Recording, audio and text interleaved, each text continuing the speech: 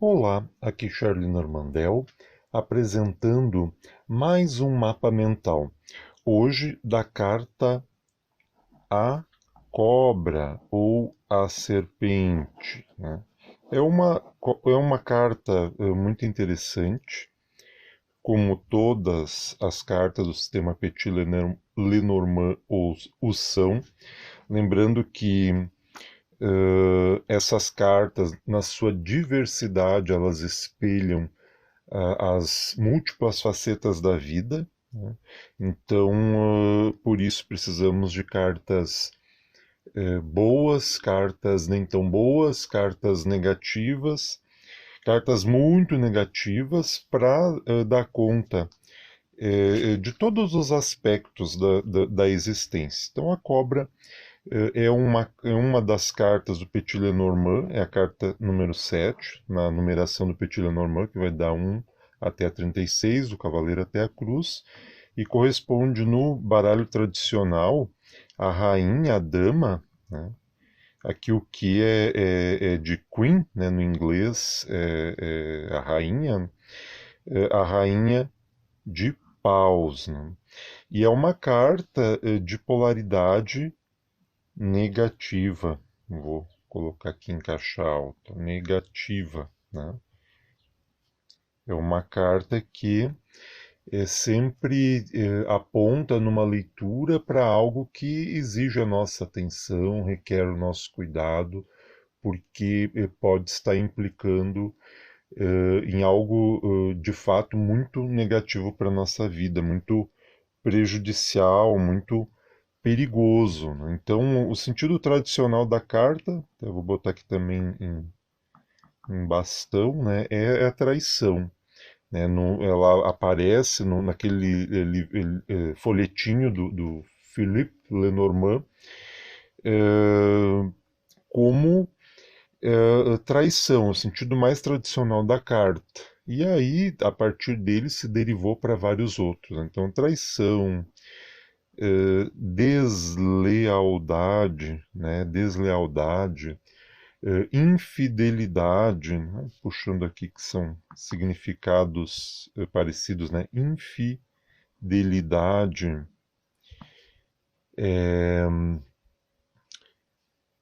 pode ser a tentação, né? A tentação, uma representação para o mal, nesse sentido, indo mais para uma leitura religiosa, né? O pecado, né?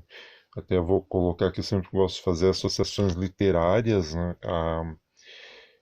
A cobra, né, é um símbolo diretamente ligado à Bíblia, principalmente ao primeiro livro, o Gênesis, né? O Gênesis, o começo de tudo, onde lá aparece a cobra, né, como personificação do mal, do demônio, do diabo, e que consegue, através da sua malícia, ó, vou colocar aqui, ó, malícia, consegue enganar, então, a carta dos enganos também, o engano, consegue enganar Adão e Eva e, e, e, fugiu a palavra agora, né, faz com que eles induz eles a provar do fruto da árvore, né, do conhecimento, da ciência, do bem e do mal, que era o único fruto que eles não podiam provar, né? E a cobra, assim, personificando o mal, né, acaba induzindo Adão e Eva a esse malogro que culmina com a expulsão deles do paraíso. Evidentemente que isso é um mito, embora muitos queiram interpretar a Bíblia de uma forma literal, não dá, não tem como, né? A Bíblia, como qualquer outro livro sagrado, ele é cheio de símbolos, então não tem como se pretender uma interpretação literal, né? Isso sempre é arriscado, né? E ali é um símbolo, né? Para o começo, até para a própria condição do homem, porque provar o fruto da árvore do conhecimento É também um símbolo para a tomada de consciência humana, né? O homem passa a entender que existe o bem, existe o mal, existe a luz, existe a sombra, toma tomada de consciência. E a cobra tem um papel importante nessa tomada de consciência, analisando, né, por uma via mais simbológica, né?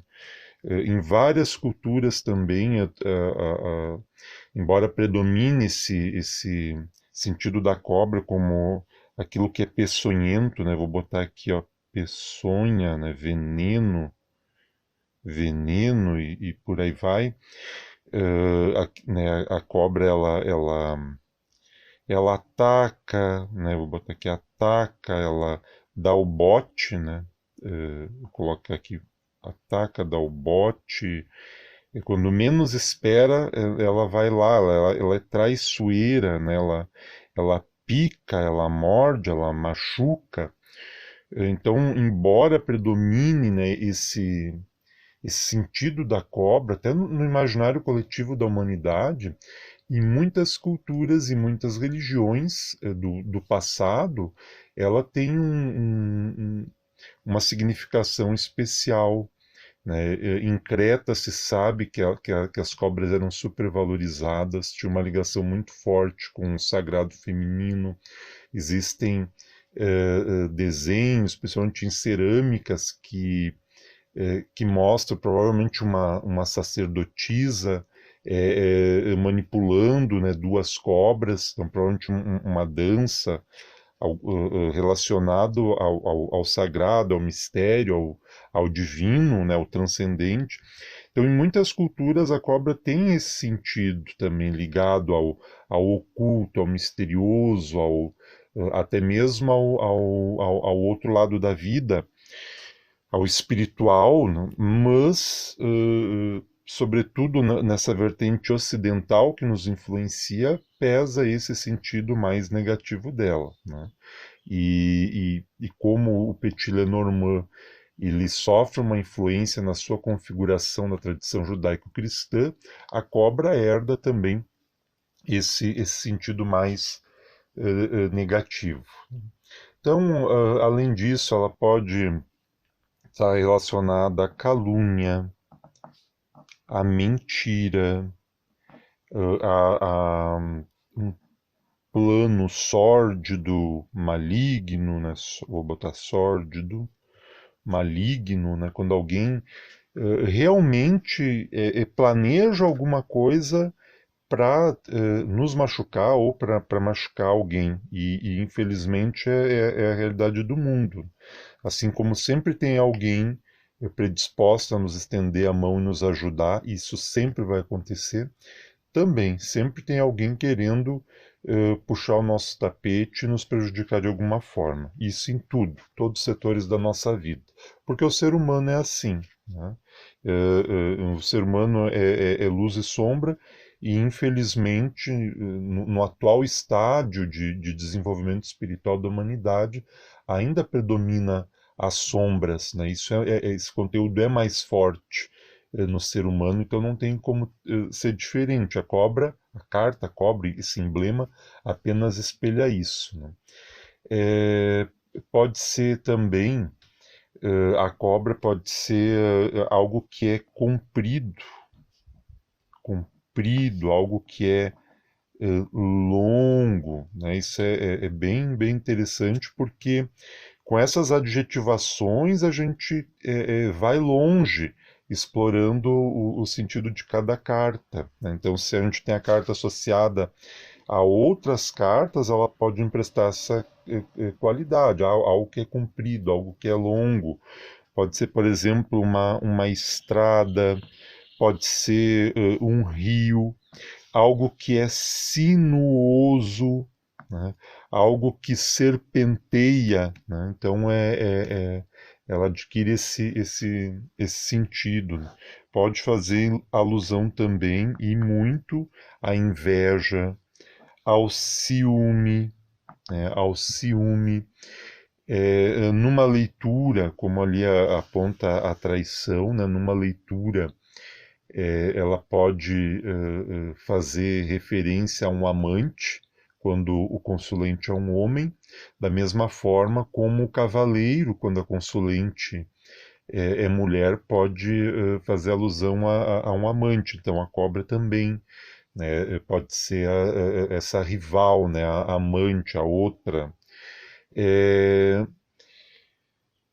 a cobra também, né, ela faz referência à manipulação, né, manipulação. É o que a serpente faz com Adão e Eva, né? Manipula e induz ao erro.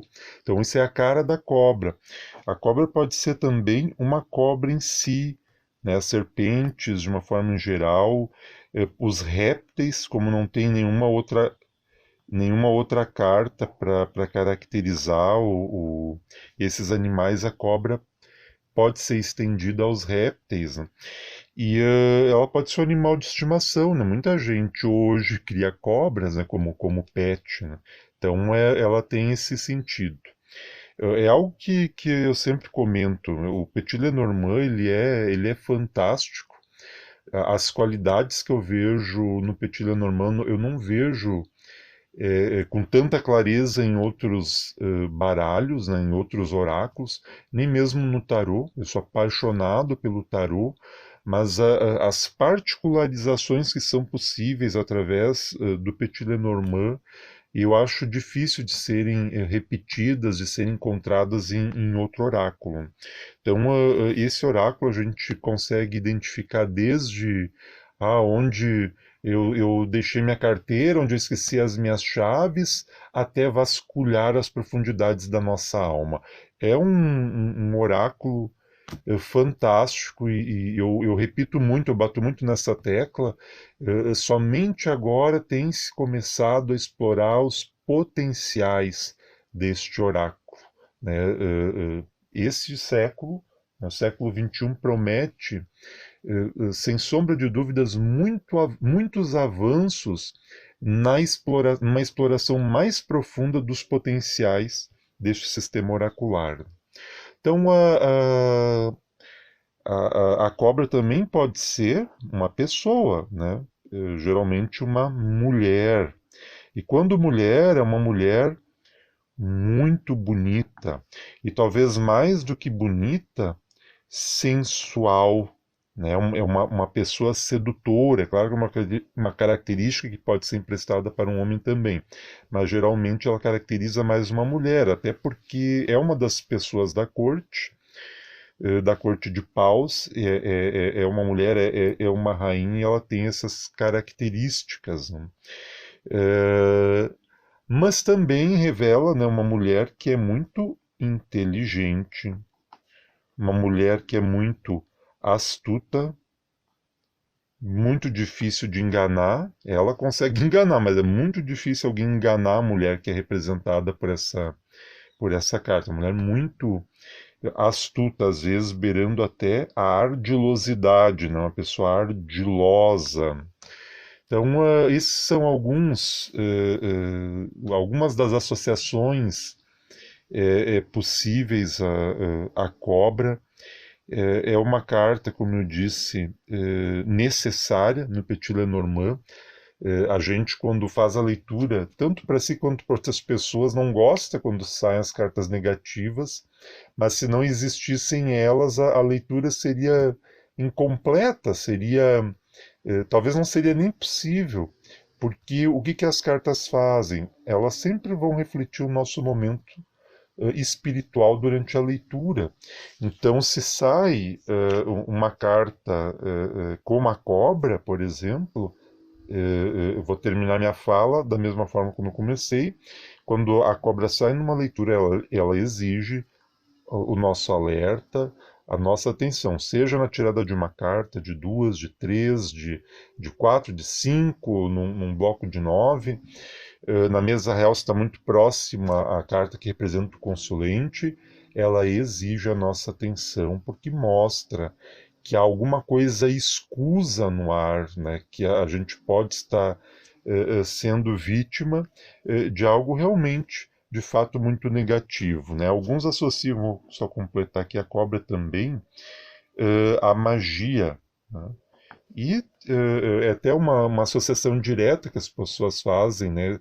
Sapos, cobras, répteis em gerais associa com bruxa, com feiticeiro, com trabalhos de magia e por aí vai.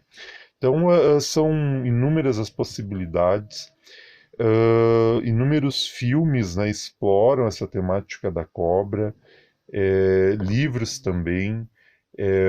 O Harry Potter, por exemplo, no primeiro, né, tem o famoso encontro dele com uma cobra enorme, né, e ele conversa com essa cobra, ele tem esse dom de conversar com a cobra ali no imaginário que a Rowling criou para o personagem, né, ele tem esse dom de conversar com as cobras, e está associada ali à magia, né?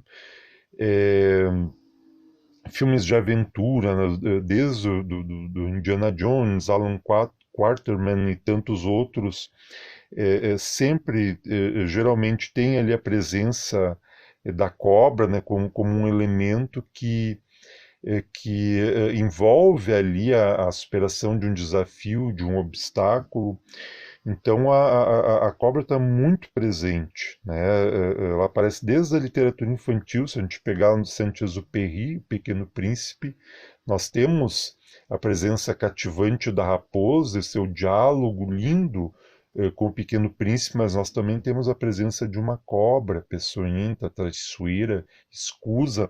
Então a cobra está presente no nosso imaginário coletivo, na arte, na literatura, na cinematografia, nas novelas, nos sonhos, né? Tanto Freud quanto Jung chamam atenção, né, para a interpretação da cobra. Evidentemente que não se dá para fazer essas associações gerais. Quando a gente vai interpretar um sonho pelo viés psicanalítico ou pelo viés da psicologia analítica de Jung, sempre tem que ancorar aquela interpretação com o contexto existencial da pessoa, né? Não é porque apareceu uma cobra no sonho é uma traição, não, isso é muito vago, né?